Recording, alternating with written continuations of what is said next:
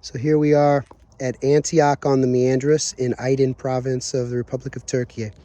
And here you can see some of the ancient Greco-Roman building blocks underneath. Looks like marble right here. And so anyway, there's all kinds of, so you can see the chisel work here and all types of stones. So it's like we were just wandering along the walls here. You can see this ridge that goes all along here. So I mean, if this was Greco-Roman, I haven't studied these things at all, but I'm assuming Greco-Roman, a city near a confluence. So clearly they're going to have ways of bringing water in, whether it's aqueducts, wells, springs. They're going to have religious structures. They're going to have protective walls, towers. They're going to have typically a theater. They're going to have government buildings, religious temples. They're going to have, or churches at a later point, because this was Byzantine Christian at a later point. So Eastern Orthodox Christianity. You're going to have a stadium. You're going to have hammams, which will include workout areas. So this is fascinating. So, and this is raw. This is really raw, because when you go to Ephesus, when you go to Miletus, Priene, Didyma, when you go to Patara and Aphrodisias and these other ancient sites, you will find places like this, but much of it's off limits, and you'll basically be on the wooden walkways or the sidewalks to walk through reconstructions and rebuilt or rehabilitated structures, and sometimes someone's vision for what it may have been, and not necessarily the reality, but it's something to think with. So very fascinating, beautiful sight.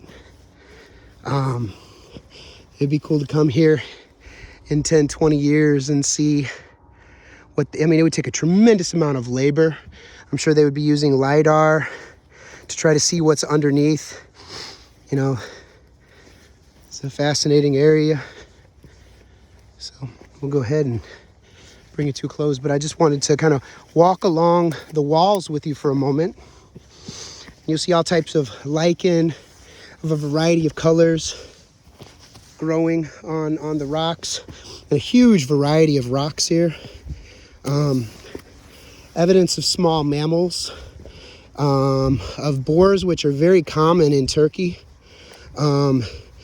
Shepherds bring their goats and their sheep up here. Over here you've got the olive groves, and they're recycling the stone from the ancient city. You can see here that they've got equipment used for spraying the trees, maybe for pests. So here it's moving towards sunset. There's that pretty fig tree, that incir tree that's waiting for spring. So that's the most complete structure. I don't see a doorway to it. It's clearly got concrete in it.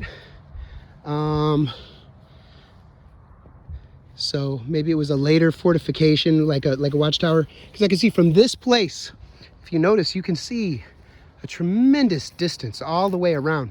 And you've got powerful mountains all around here for refuge, for timber. So,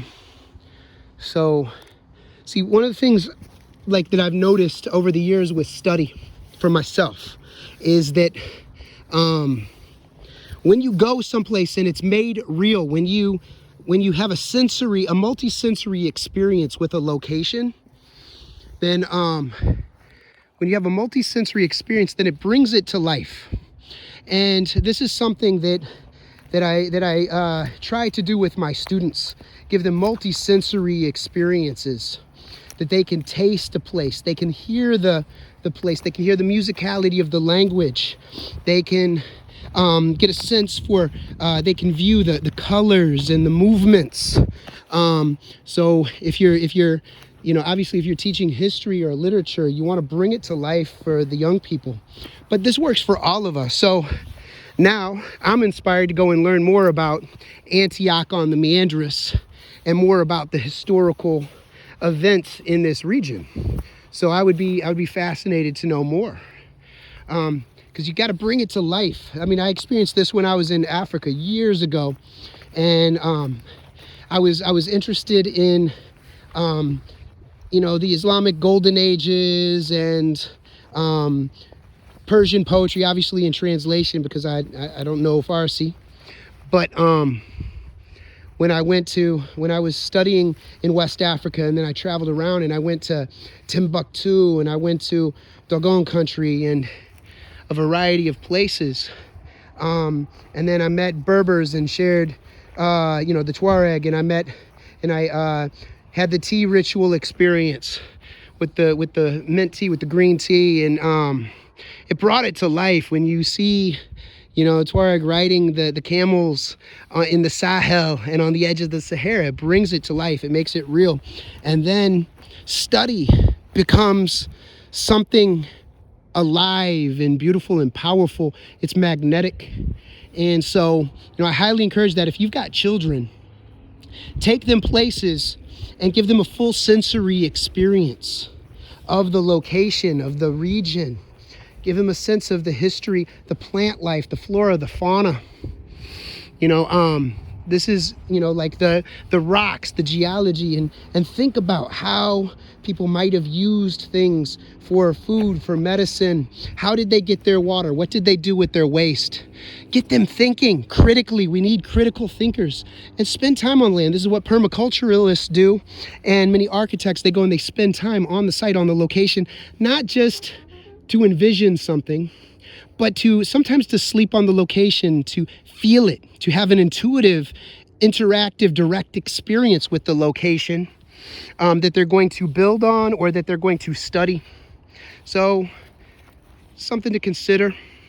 So here we are, getting ready to leave this ancient site of Antioch-on-the-Meandres, here in Aydın province in the inner Aegean region of the Republic of Turkey. We're all on a journey from our origin into our return. Travel well, brothers and sisters, and live beautifully in a way that'll inspire and motivate the young people to be their best, so that we can honor the best of our ancestors and leave an amazing legacy for many generations to come.